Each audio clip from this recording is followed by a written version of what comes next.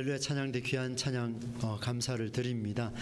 오전에 메시지 선포하고 그 메시지에 따라서 참 기도가 얼마나 중요한가 또 생각해 보게 되는 그런 찬양의 가사였습니다. 기도함으로 말미암아 우리의 삶이 역전되는 역사가 나타나기를 주의 이름으로 축원합니다. 네, 당분간 제가 청년부 설교를 조금 들어가야 될 것 같습니다. 그러다 보니까 오늘도 조금 앞에서 찬양하시는 분들이 애먹은 듯한 그런 느낌을 좀 받았는데, 혹여나 제가 조금 늦더라도 여러분 양해를 좀 해주시고 가능한 시간을 맞춰서 올라올 수 있도록 제가 노력을 해보겠습니다. 여러분, 오늘 함께 나눌 성경의 말씀은요, 출애굽 사건의 긴장감을 이 긴장감이 최고조로 올라가는 그런 단계의 메시지가 오늘 나와 있습니다. 재앙의 숫자로 이야기하자면 오늘은 9번째 재앙인데 흑암입니다. 암흑, 깜깜한 시간을 보내야 하는 그런 시간을 보여주는 게 오늘 본문의 내용이죠. 한 가지도 아닌 10가지의 재앙을 용인하신 것을 보니까 이들에게 참 문제가 큰 것 같습니다. 그럼에도 불구하고 하나님께서 그의 백성의 고통 중에서 신음하는 일을 외면하지 않으시고 10번째 재앙까지 하나님이 몰아붙이는 이 일들, 반드시 내가 살려내겠다. 오늘 찬양 가사처럼 반드시 이스라엘 백성들의 삶을 역전시키겠다라고 하는 하나님의 놀라운 메시지가 이제 이 10가지 재앙 속에서 드러나고 있습니다.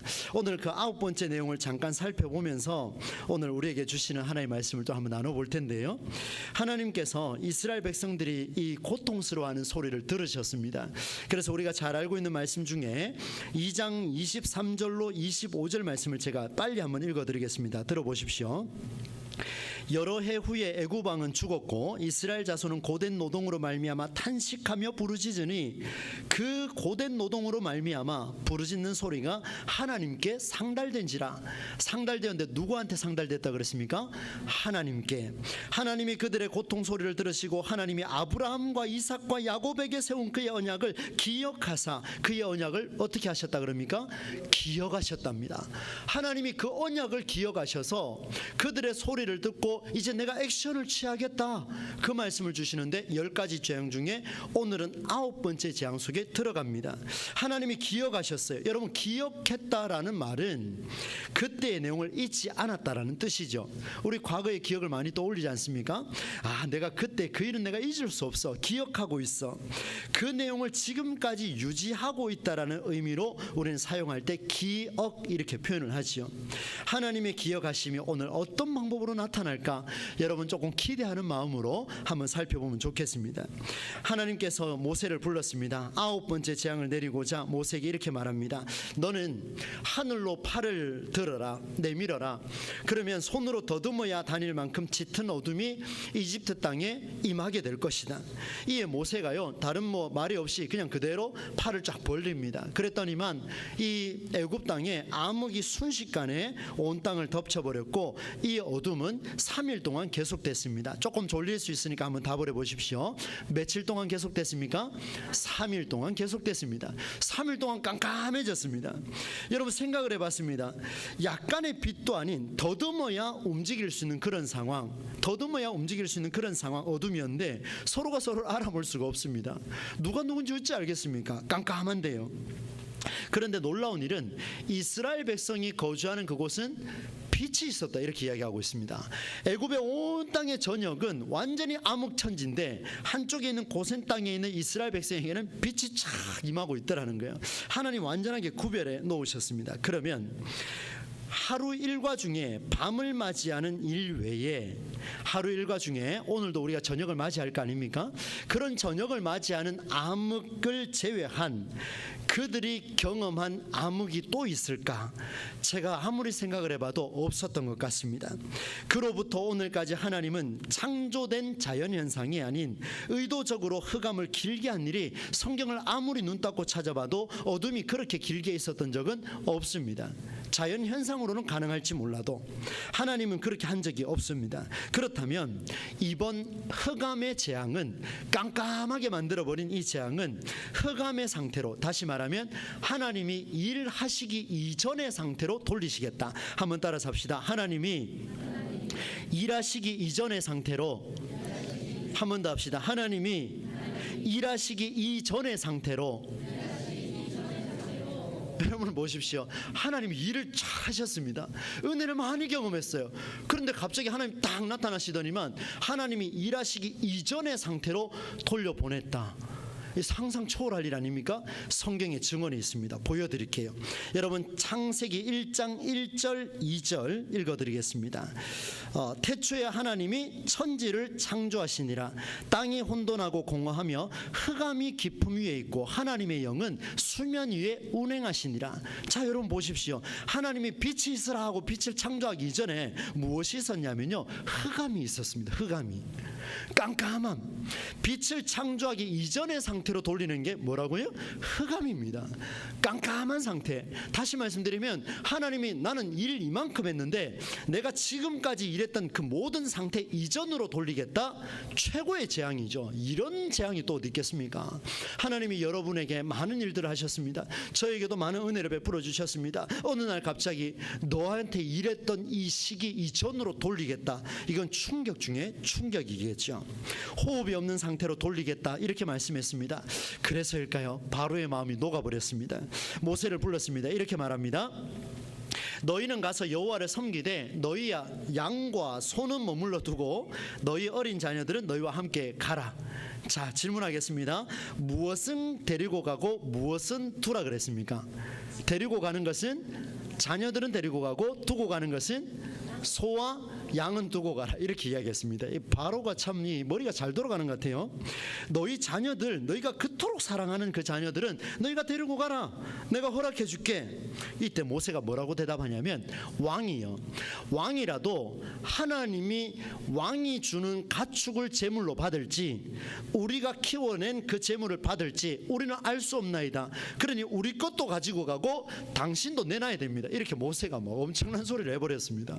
바로가 열 받겠습니까? 안 받겠습니까? 열이 받지요. 이때 뭐라고 대답한지 아십니까? 이렇게 이야기합니다.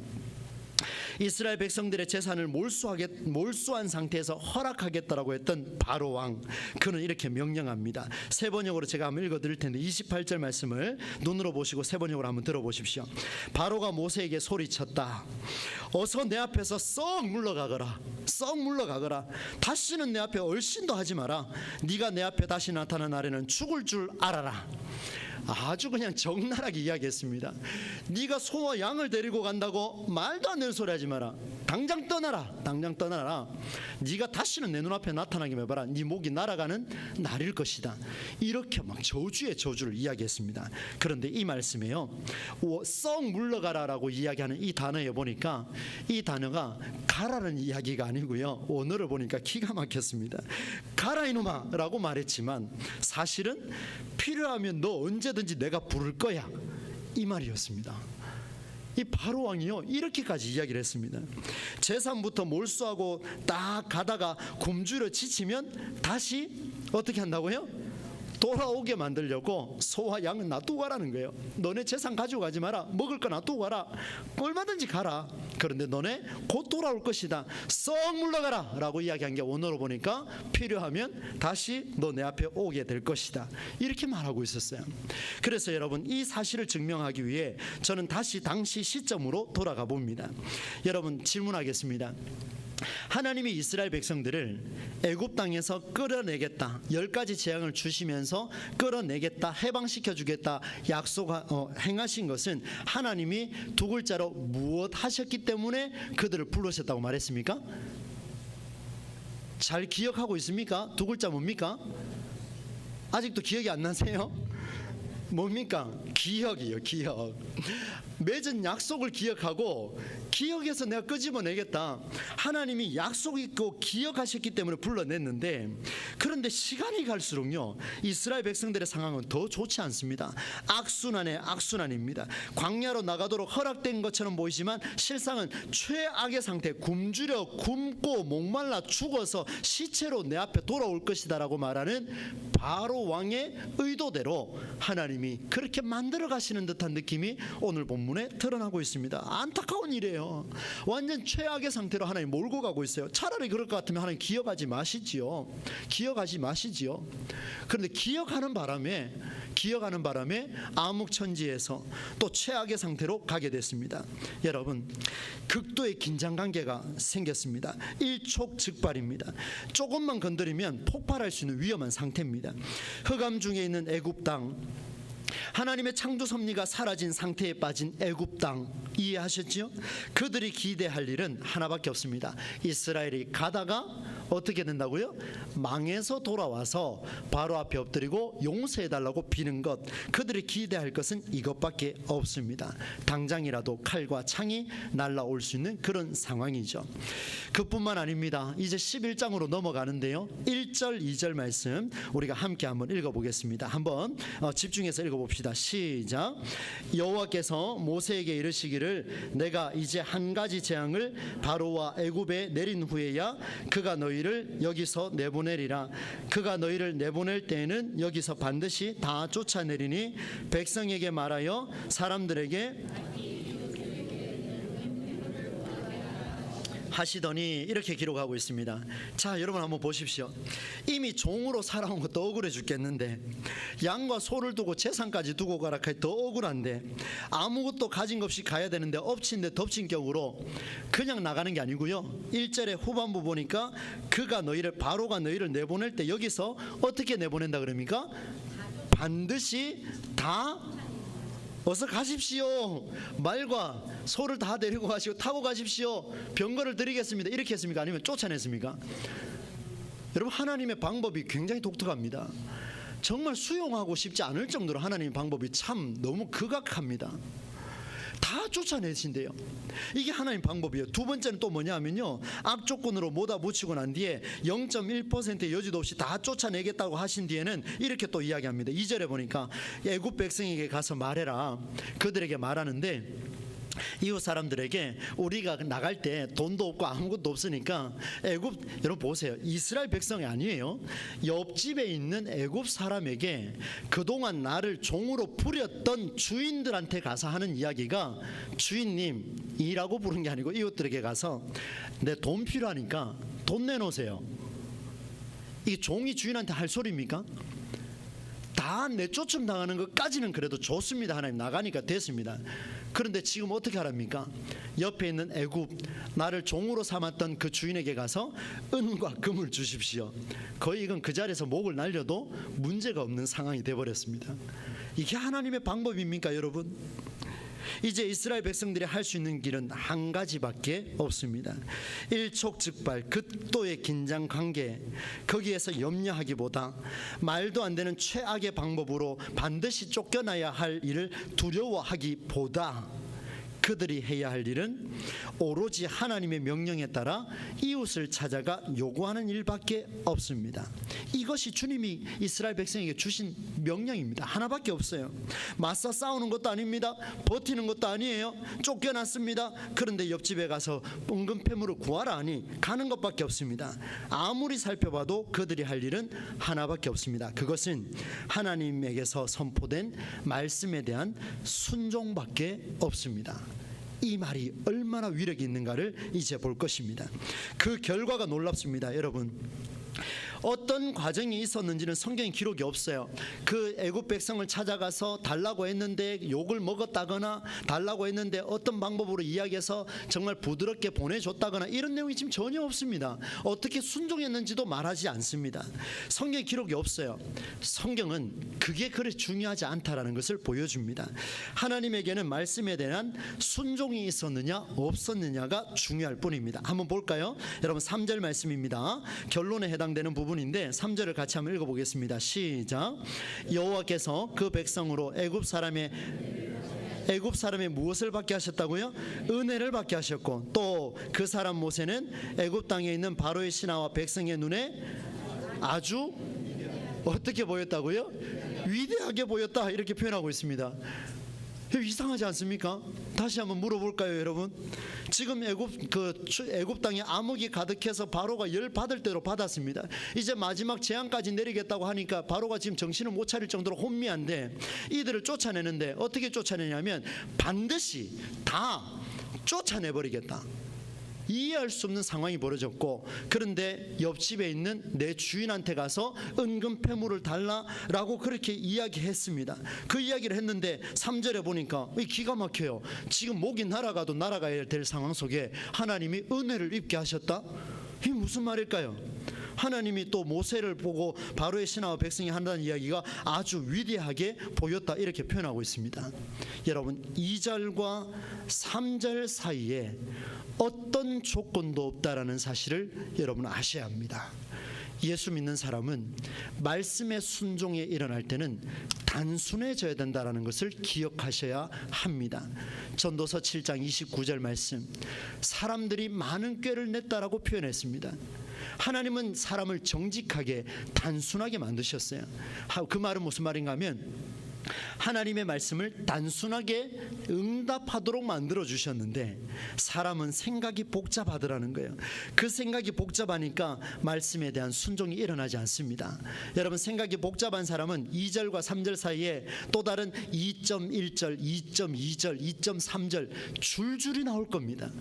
그러나 단순한 사람은 2절에서 3절로 바로 건너뛰게 될 줄로 믿습니다. 이게 성경이에요. 얼마나 멋있습니까? 여러분, 하나님을 의심하지 않으시기를 바랍니다. 하나님의 은혜가 말씀으로 임하니 이들은 응답한 것밖에 없습니다. 가서 문을 두드렸어요. 애굽 백성이요, 주인님, 나를 이렇게 힘들게 했지만 내 지금 나가야 되는데 돈 주세요, 은 주세요, 금 주세요, 당신이 소중하게 여기는 폐물을 주세요 라고 선포해버렸습니다. 그때 놀라운 일이 벌어졌습니다. 하나님의 은혜가 원수의 마음을 녹게 했습니다. 여러분, 이런 거 경험해 보셨습니까? 원수의 마음을 녹게 해버렸습니다. 여러분, 우리 그런 기도하죠. 하나님, 저 원수 같은 인간 좀 바꾸어 주셔서 내 마음 위로 좀 해주십시오. 이런 기도 하지 않습니까? 그런 기도는 하지만 앞서 있는 말씀에 대한 순종은 없습니다. 기도가 더딘 이유가 여기 있습니다. 오늘 제가 찬양 가사 들으면서 너무 감동을 받았습니다. 여러분도 감동 받으셨죠? 기도를 쉬지 말라. 기도를 쉬지 말라. 인생을 역전시켜주는 일의 기도의 근거는요, 말씀입니다. 하나님의 말씀에 근거가 있었기 때문에 역전이 된다는 거예요. 하나님의 은혜가 원수의 마음을 녹게 하셨고 이 일의 중심에 서 있는 모세를 위대하게 만들어 버렸습니다. 사랑하는 여러분, 저는 여러분에게 예수님의 이름으로 축복합니다. 여러분들의 삶이 어떻든 중요하지 않다. 중요하지요. 그러나 하나님 말씀 앞에서는 여러분들의 사에 있는 상황을 하나님 앞에 올려드리는 게 아니라 그 말씀에 대한 순종을 먼저 하시기를 바랍니다. 그 말씀에 대한 순종이 일어나고 난다면 하나님의 여러분의 인생을 역전시켜 주시는 놀라운 은혜가 나타날 줄로 믿습니다. 경험해 보십시오. 여러분, 경험해 보십시오. 경험하지 않고 이런 고백을 할 수 있겠습니까? 지금 출애굽기 기자가 이걸 경험한 거예요. 그러니까 2절에서 3절의 중간에 수많은 이야기를 전부 다 구겨가지고 버린 거예요. 하고 싶은 말이 많은데 그래서 3절만 등장하고 있습니다. 말씀을 쭉 한번 이렇게 정리를 해보겠습니다. 주님께서 제시한 방법은요, 하나님의 말씀에 대한 순종밖에 없습니다. 어떤 과정도 없습니다. 하나님이 이스라엘 백성들을 건져내겠다라고 했던 유일한 근거가 하나님이 그들을 기억하셨다면 두 글자, 그리고 그 기억하심에 따라 하나님이 제시한 방법은 악조건의 악조건이었습니다. 여러분, 하나님의 말씀을 끝까지 보시렵니까? 내 눈앞에 나타난 악조건과 악조건을 보시겠습니까? 악조건의 악조건, 덮친 데 덮친 격에 나타난 문제를 보는 순간 여러분 2절과 3절 사이에 수많은 구절들이 등장할 것이고, 그것이 아니라 2절과 3절 사이에 오로지 나는 그 말씀이 내 눈에 먼저 들어온다면 하나님께서는 그 중간에 있는 모든 구절들을 구겨서 쓰레기통에 넣어 주실 줄로 믿습니다. 역사가 이렇게 나타나는 거예요. 우리의 삶으로 적용하면서 말씀을 맺습니다. 여러분, 우리의 인생은요, 기독 신앙이 없는 자들과 별로 다르지가 않습니다. 나가보십시오. 똑같이요. 저도 똑같습니다. 여기서야 이렇게 목사로 인정받지요. 요 문만 나가면요, 제 모르는 사람은 똑같은 사람 중에 한 사람이에요. 똑같은 사람 중에 한 사람. 만일 다른 점이 있다면요, 결정적인 순간에 우리는 무엇을 선택할 것인가가 결정적입니다. 결정적인 순간 나는 무엇을 선택할 것인가? 악조건이 주어졌을 때 나는 그 문제를 볼 것인가? 아니면 나는 다시 하나님의 말씀에 귀를 기울일 것인가? 저는 결정적인 순간, 이것을 하나님이 기억한 순간, 이렇게 정리하고 싶습니다. 한번 따라서 하겠습니다. 하나님이 기억한 순간. 한 번 더 하십시다. 하나님이 기억한 순간. 너무 중요합니다. 아브라함과 이삭과 야곱이 하나님과 약속을 맺은 그 순간, 결정적인 순간은 하나님이 그들과 이스라엘을 기억한 순간이 되었습니다. 그리고 그 기억하심은 하나님의 일하심으로 연결됐습니다. 오늘 우리는 수많은 문제 앞에서 결정적인 순간이 여러분에게 주어질 겁니다. 각자에게 주어질 겁니다. 그때 여러분 하나님과 어떤 약속을 맺으시겠습니까? 여러분, 하나님 그 문제를 바라보고 있는 것이 아니라 그 순간에 하나님, 이런 문제 앞에서 나는 하나님을 믿는 자로서 이 결정적인 순간에 나는 이 길을 선택하겠습니다. 나는 이 길을 걷겠습니다. 주의 말씀대로 나는 살아보겠습니다. 결정하고 결단하셨다면 하나님은 이 결정적인 순간을 여러분의 삶에 시간이 흘렀을 때 기억하셔서 여러분을 구덩이에서 압제 속에서, 고민 속에서, 신음 속에서 건져내 주실 줄로 믿습니다. 그만큼 중요한 거죠. 그 말씀에 따라 오늘 우리가 어떻게 살겠노라 결정한 순간, 오늘 이 자리가 그런 결단이 된다면요, 저는 우리 교회의 다음 세대에 희망이 있다고 생각합니다. 여러분, 시간이 갈수록 한국교회의 다음 세대가 계속 사라지고 있습니다. 정말 통계적으로 봤을 때 감당할 수 없을 정도로 추락하고 있습니다. 굉장한 추락 속도예요. 지금 여기 30대 40대가 조금 앉아 계시는데요, 이 속도도 말할 수 없습니다. 무지무지하게 지금 달리고 있습니다. 여러분, 인생을 오래 사시면 90세, 80세, 70세가 되면 인생의 속도가 훨씬 더 빨라진다고 표현하지 않습니까?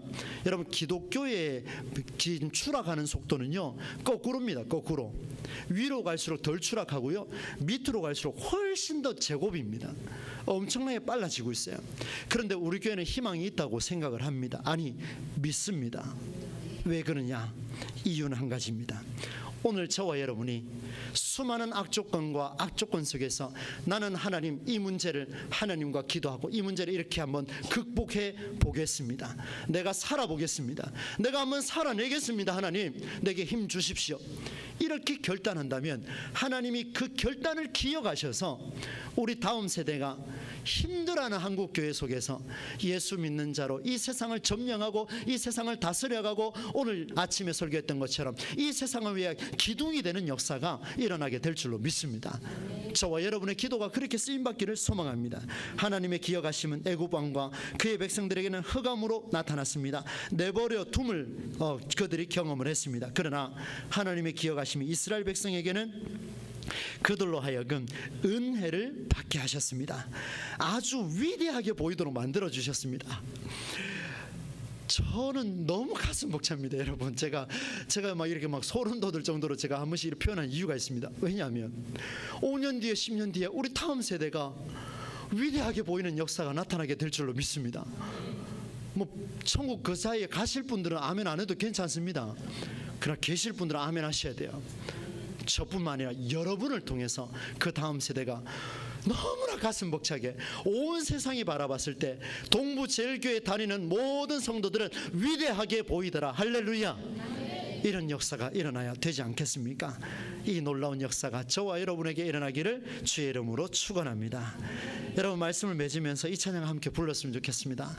옆에 계신 분도 축복해 주시고 자기 자신도 한번 축복해 주시고, 이 찬양을 갖고 왔는데요, 여호와는 너에게 복을 주시기를 원하며 너를 지키시기를 원하는, 여호와는 그 얼굴을 너를 향하여 드사 은혜와 평강 주시기를 원하노라. 너는 보배롭고 존귀하게 여기시는 하나님이 내 삶 속에서 이 약속을 신실하게 이루시리. 오늘 저와 여러분이 하나님과 약속한 그 악조건 속의 약속은 이 훗날 하나님이 기억하셔서 하나님의 약속을 우리에게 채워주시고 우리 다음 세대에 이어주시는 줄로 믿습니다.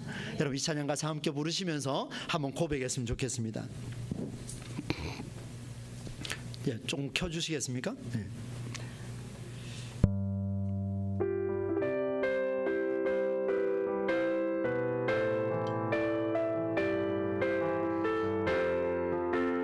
조금만 속도를 좀 내주십시오. 여호와는 너에게 복을 주시기를 원하며 너를 지키시기를 원하시며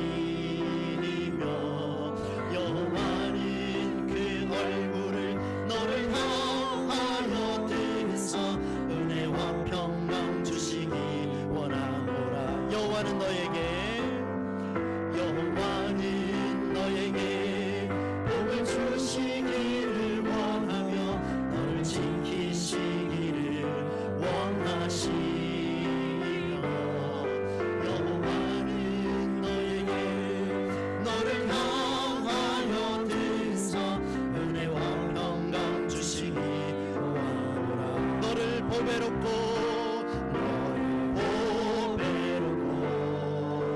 존귀하게 여기시는 하나님 내 삶 속에서 이 약속을 신실하게 이루시네. 땅에 기름진 것으로 하늘은 신령한 것으로 너를 복주시고 지키실 하나님이 너의 영혼 잘되도록 은혜 베푸시며 평강으로 인도하시고 여러분 축복합시다. 여호와는 너에게 복을 주시기를 원하며 너를 지키시기를 원하시. 여호와는 그 얼굴을 너를 향한 은혜와 평강 주시기 원하노라. 너를 보배롭고 존귀하게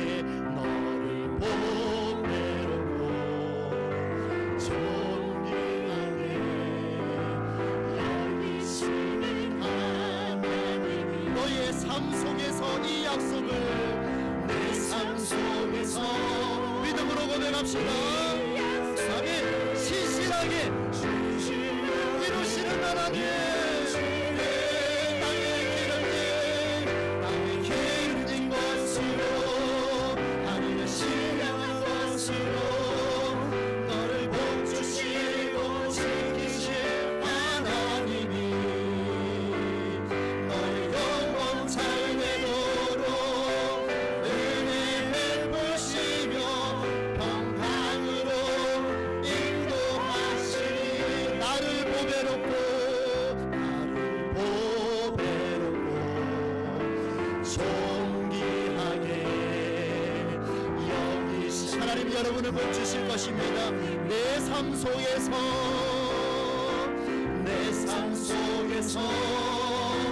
이 약속을 신실하게 이루시는 하나님 오늘도 우리가 역사하실 줄로 믿습니다. 땅에 기름진 것으로 하늘은 신령한 것으로 너를 복주시고 지키실 하나님 너의 영혼 잘되도록 은혜 베푸시며 평강으로 인도하시니 평강으로 인도 옆 사람 보시면서 축복하며 평강으로 인도하시니 우리 옆 사람 축복하는 마음으로 격려하겠습니다. 하나님 아버지 감사를 드립니다. 하나님께서 오늘 우리와 약속하신다면 오늘 내가 하나님 앞에 결단한다면 오늘 주신 말씀대로 그것을 기억하셔서 내 자녀와 내 후손들과 우리 동부제일교회 우리 다음 세대를 하나님께서 살려주실 줄로 믿습니다. 우리에게 복 주시기를 원하시는 하나님, 우리의 삶 속에서 이 약속을 신실하게 이루시는 하나님, 땅에 기름진 것으로 하늘에 신령한 것으로 너를 복 주시고 내 자녀에게 복 주시고 너의 가문에 복 주시고 너의 교회에 복 주시고 지키실 그 하나님, 오늘 우리가 믿음으로 달려가게 하여 주옵소서. 예수님의 이름으로 축복하며 기도하옵나이다. 아멘. 교회 소식 주보를 참고해서 전해드리도록 하겠습니다.